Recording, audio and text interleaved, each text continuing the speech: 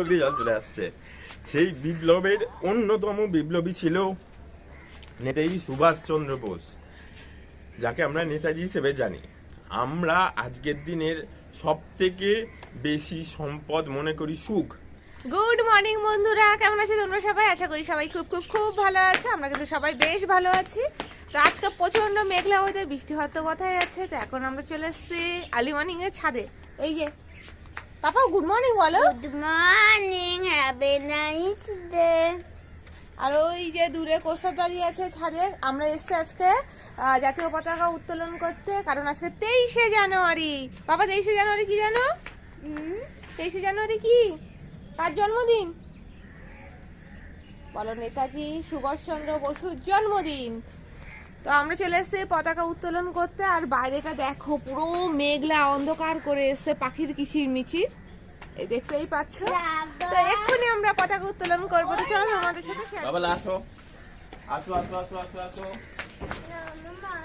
আসো, ধরো ধরো ধরো।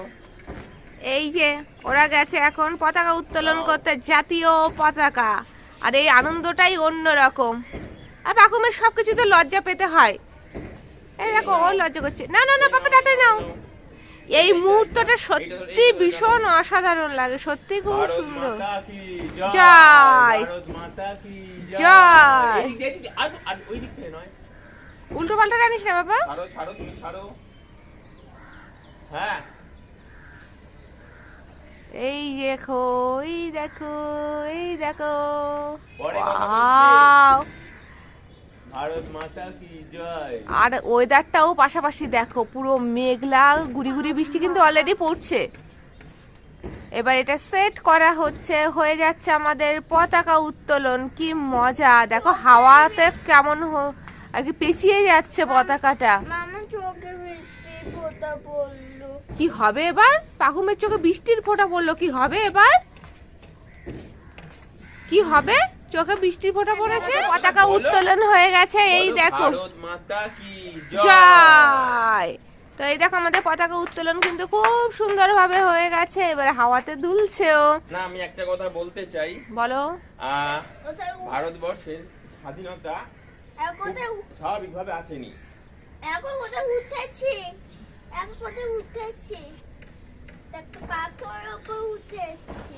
অনেক চোখ দিয়ে জল চলে আসে। ওলে বাবালে, এত ইমোশন। তো যাই হোক, ও চোখ দিয়ে জল চলে আসছে, বেশি কথা বলতে পারছে না। মানে সত্যি একটা ইমোশনের জায়গায়, বিশেষ করে উনি বাঙালি, এটা ভেবেই তো অবাক লাগে।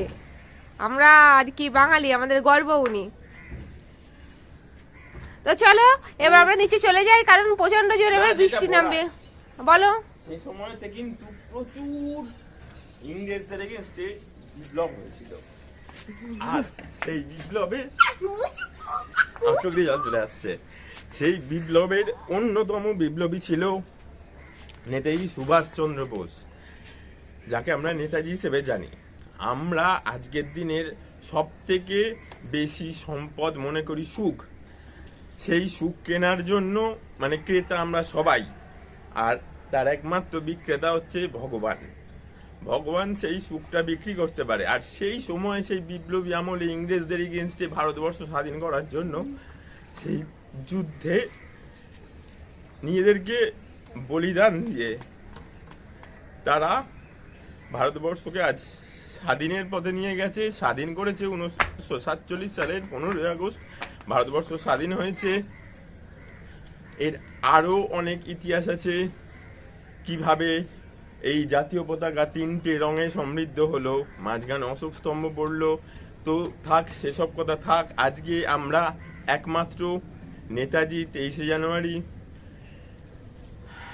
তার জয় হিন্দ বাহিনী, ফরওয়ার্ড ব্লক গঠন, তার রেঙ্গুনে পালিয়ে যাওয়া, ছদ্মবেশে ইংরেজদের থেকে ভারতবর্ষে একটা শক্ত সংগঠন গড়ে তোলার জন্য তার এই ছদ্মবেশে পালিয়ে যাওয়া এবং ফরওয়ার্ড ব্লক গঠন করা আজও মানুষ কিন্তু ভুলতে পারে না, ভোলে না, ভুলছে না।